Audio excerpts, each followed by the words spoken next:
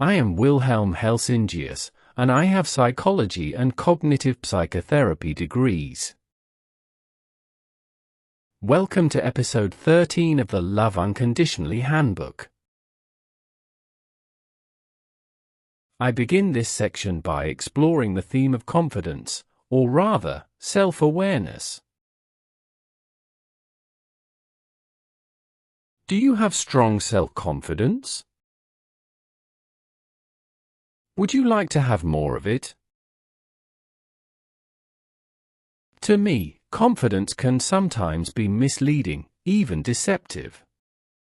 It has the potential to create a false sense of being extraordinary, or even superior to others, and is often not grounded in anything real or meaningful that would actually hold up when it truly matters. Of course, a negative self-image isn't healthy, but trying to compensate with excessive self-affirmation can also be problematic. In the short term, it might be comforting, but in the long run, it holds little real value. Superficial positive judgments about yourself can act like a comforting lie, soothing for a moment, but distancing you from what truly matters. It makes it harder to experience genuine security and calm, and it becomes more difficult to form deep, unconditional connections with others and truly understand yourself. The real issue lies in your inner critical voice. What does it tell you when you fail? Do you believe it? Do you try to silence it, or can you meet it with compassion and understanding? When you cultivate self-awareness and self-compassion, confidence loses its importance, or rather, a healthy sense of confidence becomes a natural result of knowing and accepting yourself. If your confidence is built on an unrealistic self-image, perhaps shaped by external validation, praise for achievements, or surface-level success, it rests on fragile ground. This kind of confidence often leads to self-centeredness and emotional distance from others. A person with high confidence but little self-awareness may struggle to form genuine connections. They might even perceive certain people as threats because those individuals don't reinforce the illusion their confidence depends on. True strength and deep connection, with yourself and with others, come from knowing and accepting yourself, as well as embracing both your own needs and those of others. It means daring to be vulnerable and imperfect, finding strength in that vulnerability, and in turn allowing others to be vulnerable and imperfect too.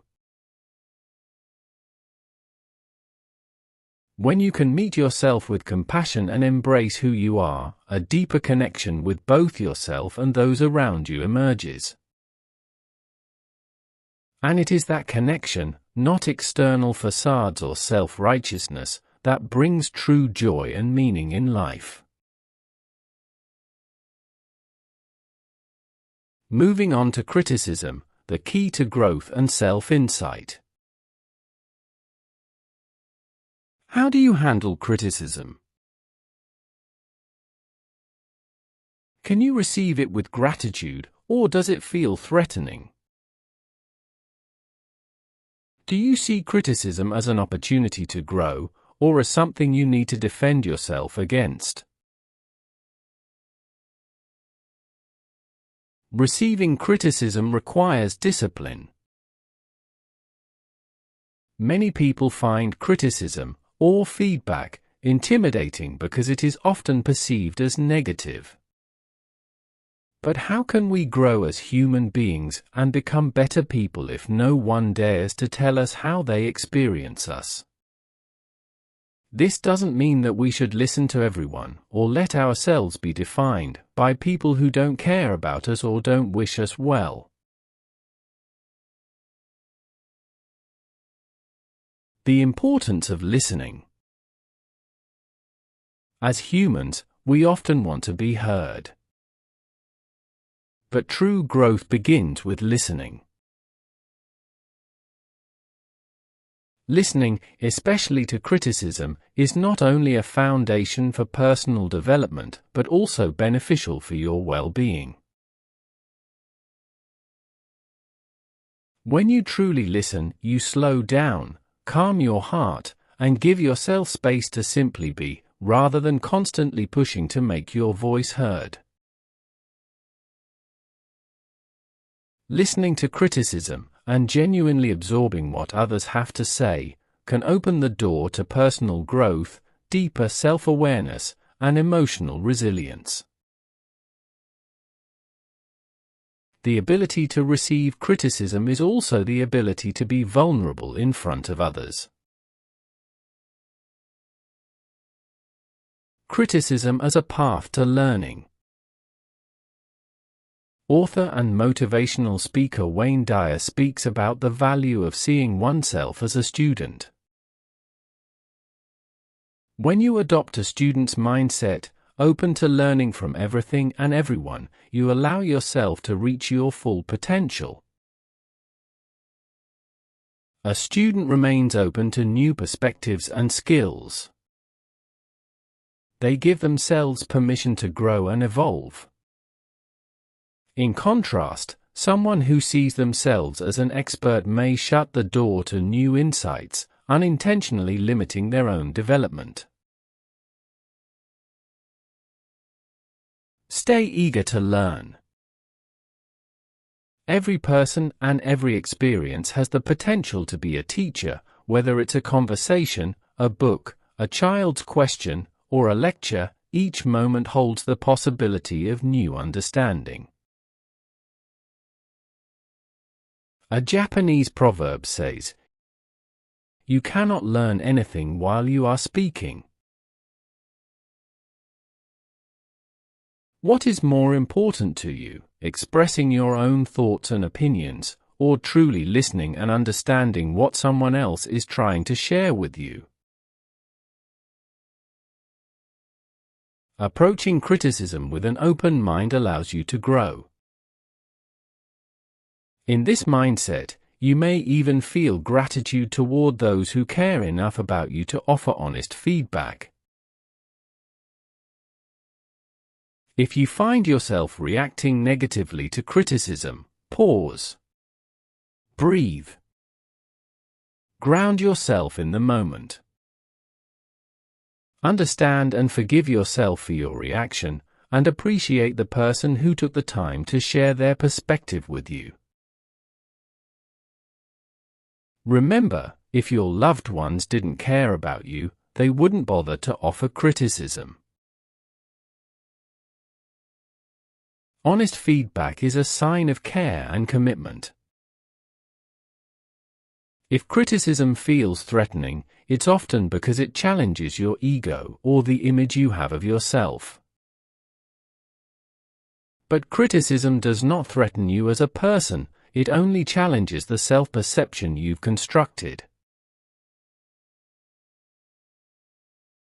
Try to see criticism as an opportunity rather than an attack.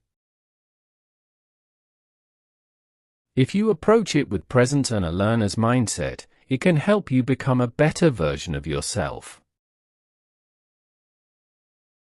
A shared learning experience. None of us exist in isolation. We are all interconnected, growing alongside one another throughout life's journey. When you dare to listen and remain open to others' perspectives, you may find that criticism is not just a tool for your personal growth, it can also deepen your relationships and create a stronger sense of connection. Now, let's explore the subject of forgiveness. Forgiveness, the path to inner peace and healing. How do you view forgiveness? Why should we forgive, or choose not to? Is there someone in your life you struggle to forgive? What is holding you back?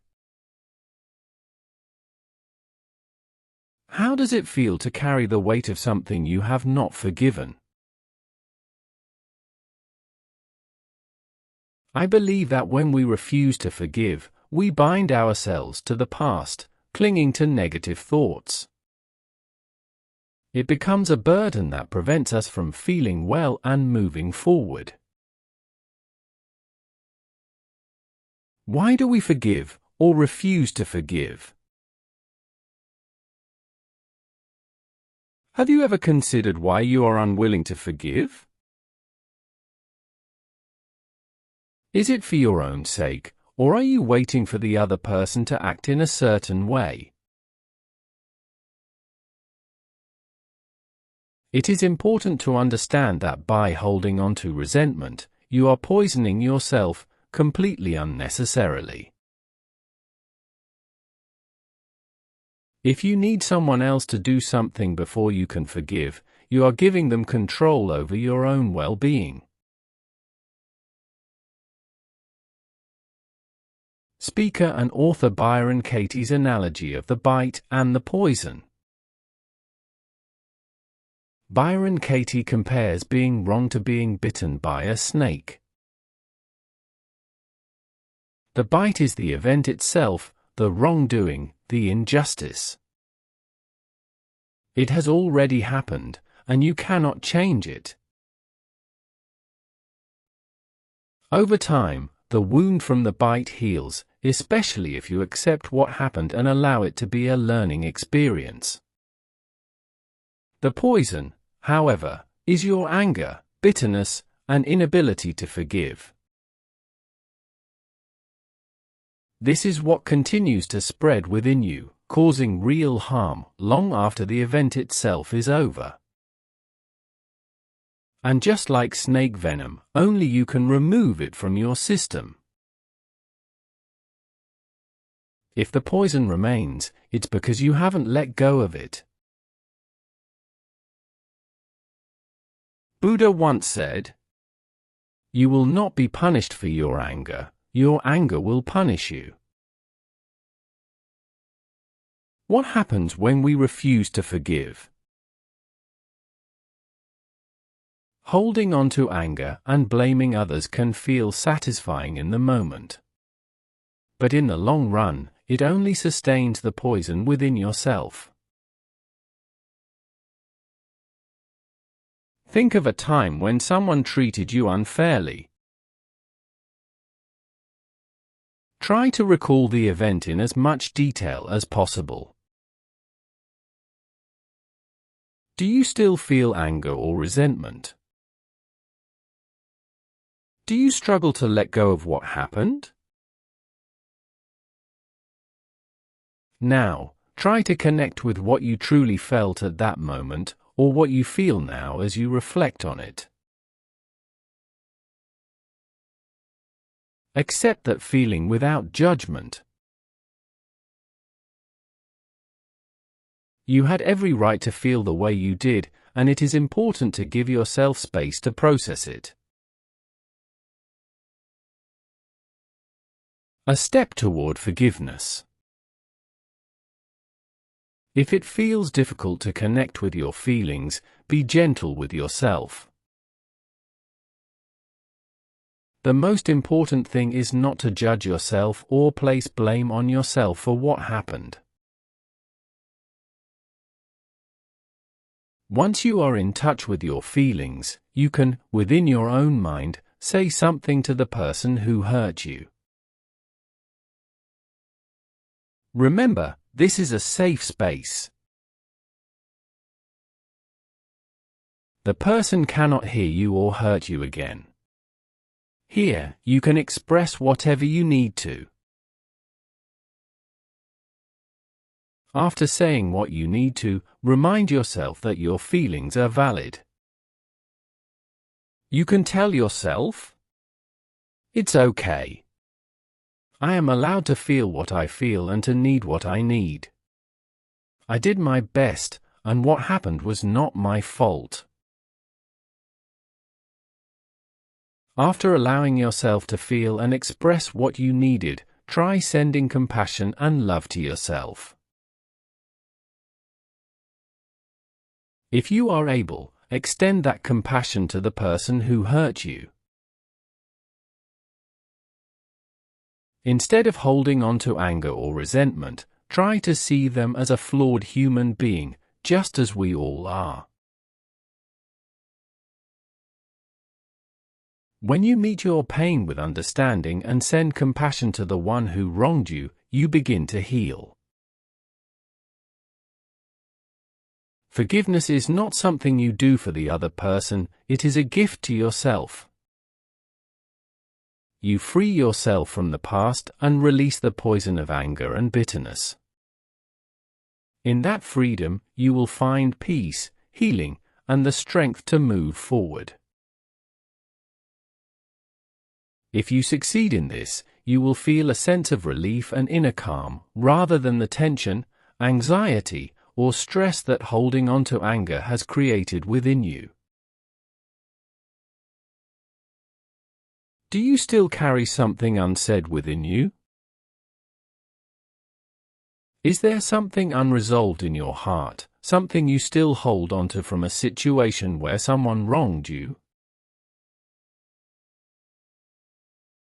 I encourage you to let go of this inner poison and give yourself the chance to forgive. If you are carrying anger, it can be incredibly freeing to release it physically.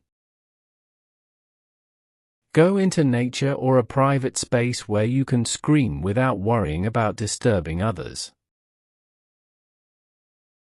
Let it all out, roar like an angry bear from the depths of your being. The most important thing is to allow yourself to express the feelings you have been holding in. At the same time, remember to listen to your heart and take care of yourself. Your anger does not define who you are. Anger is just a feeling or energy, nothing more. True healing begins when you connect with the feeling beneath the anger, which is most often grief. The purpose of expressing your anger is not to stay stuck in it, but to truly connect with what you are feeling, release what needs to be released, and then move forward without allowing anger to control you. What lies beneath the anger? Be curious about what might be beneath your anger. You may discover a deeper feeling that needs to come forward. Give that feeling space too, and allow yourself to forgive both yourself and the person who hurt you. True healing begins with forgiveness. Anger by itself doesn't lead to healing, instead, it builds a wall that keeps you from progressing. What truly heals is love, understanding, and compassion, things that become accessible when you connect with your own vulnerability and recognize what you needed in that painful moment. Underneath anger, there is often sorrow, but anger acts as a shield, protecting you from facing your vulnerability. But as I have said before, a darkness cannot be healed with more darkness, only light can heal. The inner prison we build. Psychiatrist Scott Peck describes how we build our own inner prisons out of thoughts and fears, to avoid facing experiences we would rather not experience, such as vulnerability, grief, shame, or pain. If we do not forgive or allow ourselves to feel what we truly feel, we end up trapped within ourselves. We cling to the small light coming through a window in our cell, never realizing that the door has been open all along. The tragedy is that we are the ones keeping ourselves imprisoned. Our own thoughts and fears create the walls. The door has always been open. The only thing keeping us inside is our own perception. Your greatest fear is an illusion. The greatest threat in your life is your own fear. That is why it is crucial to get to know your fears, and by that understand that there is nothing to be afraid of. Whatever you face, you will get through it. The real battle is the one happening within your own mind, shaped by your thoughts. Do not give your ego and your thoughts the power to turn your life into a struggle. Remember, your life and your thoughts only have the meaning you choose to give them. Be gentle, understanding, and loving toward yourself. Allow yourself to be inspired, to be vulnerable, to show who you truly are. Stay connected to your inner self. And most of all, dare to love. Do you believe that love is something that should come naturally and effortlessly, or does it require a conscious choice and effort? Do you consider yourself capable of loving? What matters more to you, to be loved or to love? If you answered that being loved is more important to you, I challenge you to try and see what life would look like if the most important thing were to love. What is the difference between being infatuated and truly loving someone? Infatuation and attraction are experiences, fleeting experiences that come and go. But the ability to truly love and build a meaningful, lasting relationship is a choice. It demands self-discipline, the courage to confront yourself, and the strength to endure all the feelings that surface when you allow yourself to be vulnerable. Moreover, it calls for patience, the ability to delay immediate gratification, unwavering commitment, and a genuine willingness to give rather than simply receive. It is a deliberate choice that requires patience, consistency, and genuine engagement. What does it mean to truly love? What does it really mean to love someone in a way that allows two people to become more than just the sum of their individual selves? Author Brandon Bayes reminds us that loving someone means fully surrendering, offering all of yourself, even when it means tearing down the walls of protection you have built. It involves exposing aspects of yourself that you might not even want to acknowledge. If you truly want to love and build something meaningful with another person, you must be willing to expose your vulnerability, insecurities, shame, imperfections, fears, deeper needs, and feelings, especially those that make you feel most exposed. What you are willing to invest, reveal, and risk for love is what deepens it. What you hide and withhold creates barriers to love. Showing yourself fully can be terrifying if you have never truly faced yourself. But once you see and accept yourself, you can do the same for another. You can love them as they are, and you can allow yourself to be seen and loved in return. Love is about surrendering resistance, letting go, and daring to be vulnerable. Love and fear cannot coexist. When it comes to how we approach life, we are always choosing between love or fear, and the same is true in relationships. Brandon Bayes also reminds us that you must allow love to hurt. If you try to protect yourself from pain, you also block love from entering. If you have not fully accepted yourself, you will likely resist when someone sees you as you are, when they truly love you. Ask yourself, what parts of yourself do you struggle to accept? What is hidden within you that even you are afraid to acknowledge? Let those parts of you come into awareness, give them space and accept them. Only by forgiving yourself can you truly open yourself to love and begin to live wholeheartedly. The more honest and open you are with yourself, the more you accept and forgive yourself, the deeper your capacity to love becomes. To truly love, we must separate our surface-level desires, our ego, and our need for control from love itself. If you believe your love is dependent on a specific person or a certain situation, you risk either suffocating the other person or creating a barrier within yourself.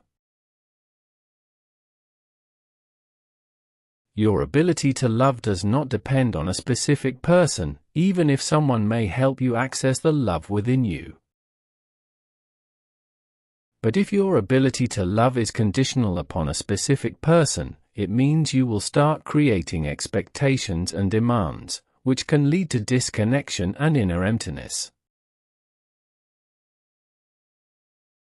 If you expect someone else to fill your emptiness, erase your loneliness, or meet certain conditions for you to feel love, you are actually building walls instead of opening your heart. Are you holding yourself back from love? If you feel that love or a deep relationship is missing in your life, ask yourself, is there something within you that you have not yet accepted or forgiven?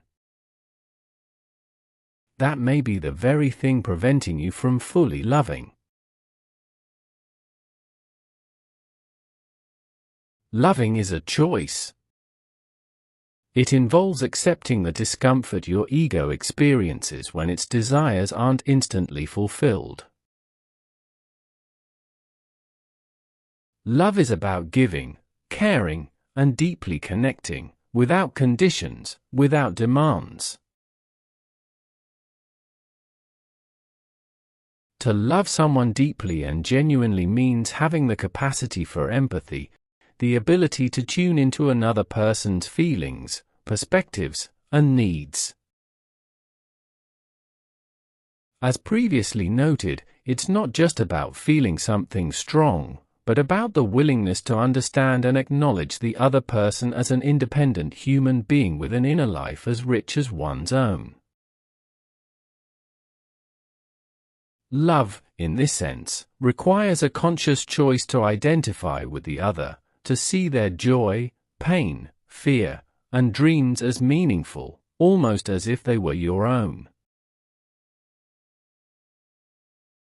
It includes a concrete willingness to be present, to care, and to respect the other person's humanity. In truth, we can love almost anything by identifying with it. But to identify with, or love, another human being involves a capacity for genuine empathy, one that doesn't just exist in thought, but is expressed above all through action. Expressed differently, it's through what you do that your love takes shape and becomes real for someone else. And one of the most important things to remember is this: your lovingness, or your attempt to love, does not become something truly loving until it is experienced as love by the other.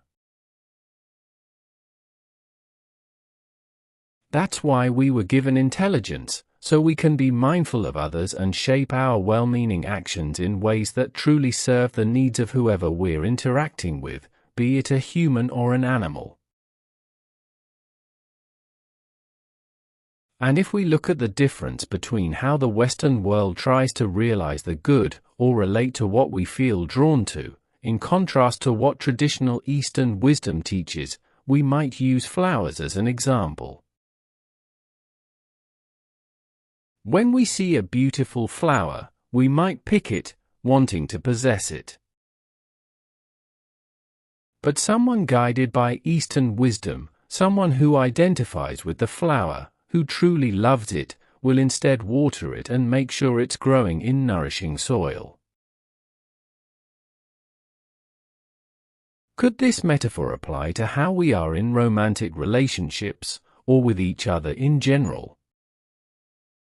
Do we try to control and possess, instead of giving and allowing the other person to receive what they truly need?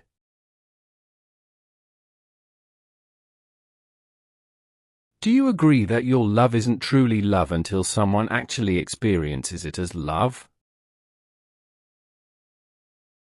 And do you see how that could change your everyday life, and how much richer your life could become and be, if you genuinely lived this out unconditionally?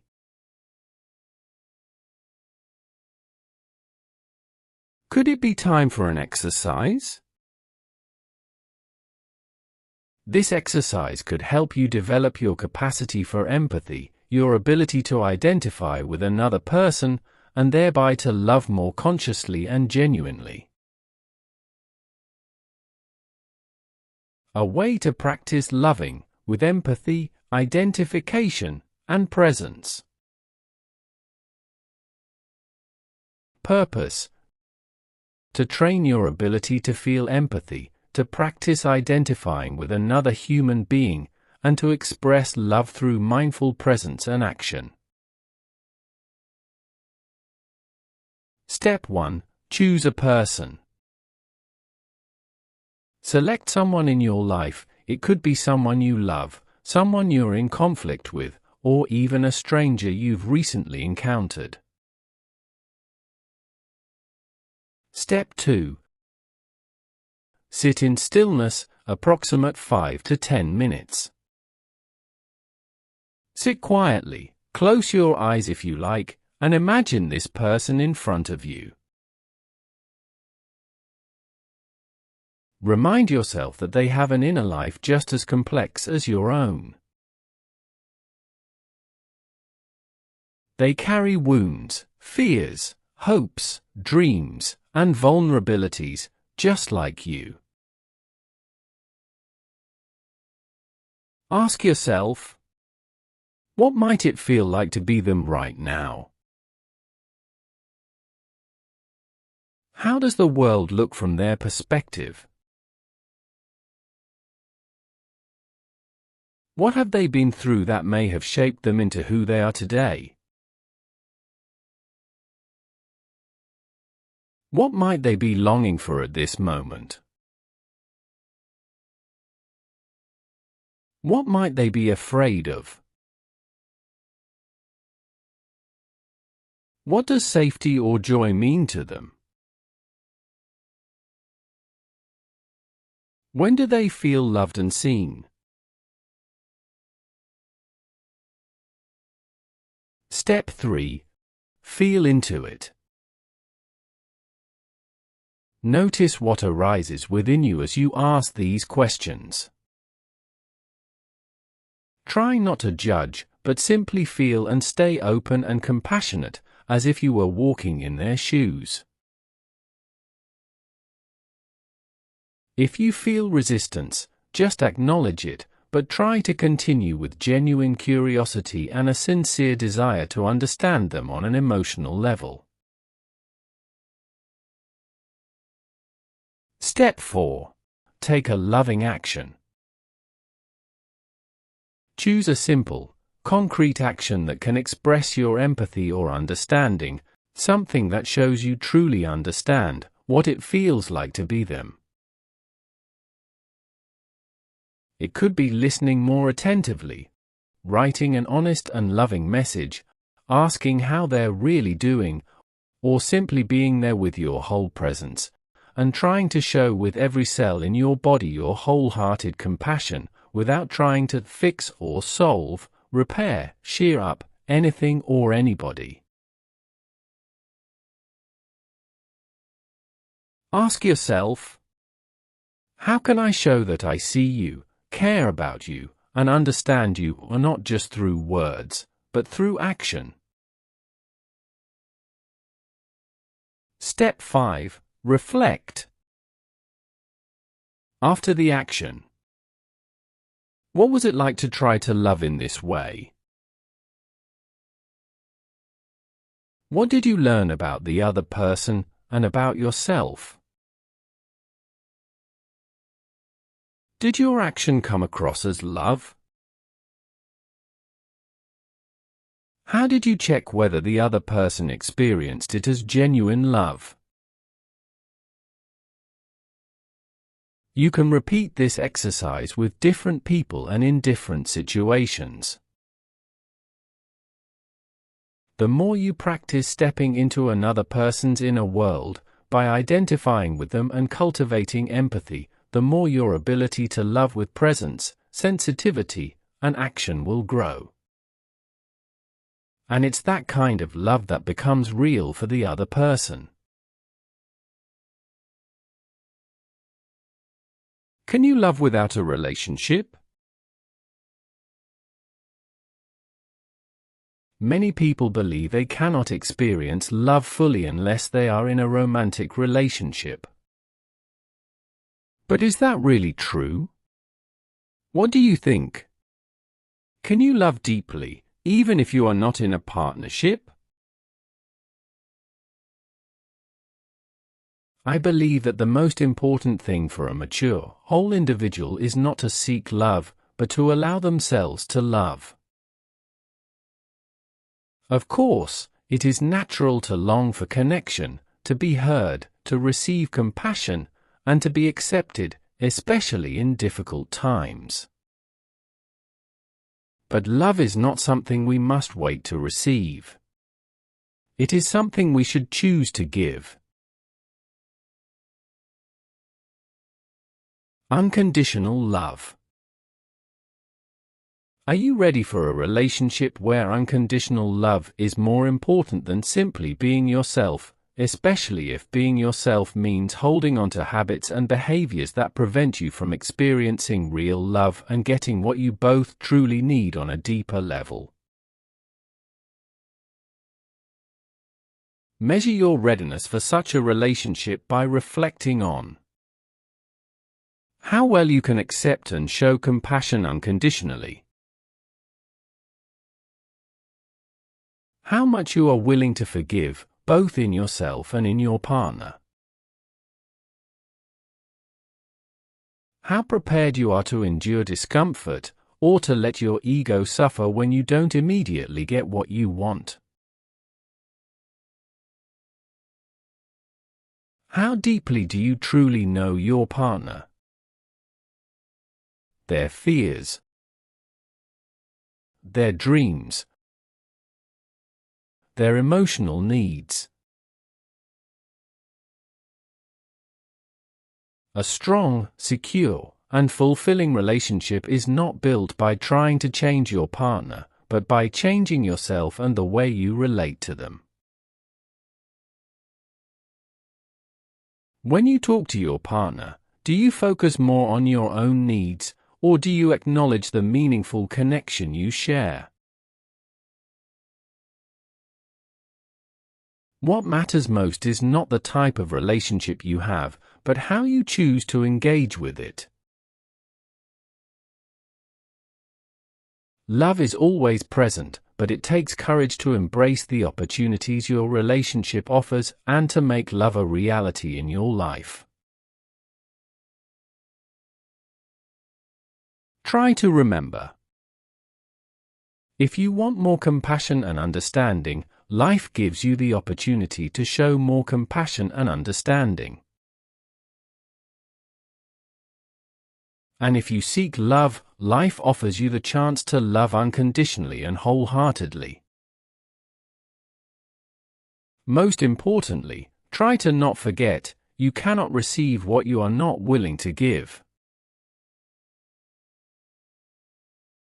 What you feel you lack may actually be something you have yet to offer. The author and educator William Arthur Ward once wisely stated, "When you seek to find the best in another, you are in the process of bringing out the best in yourself."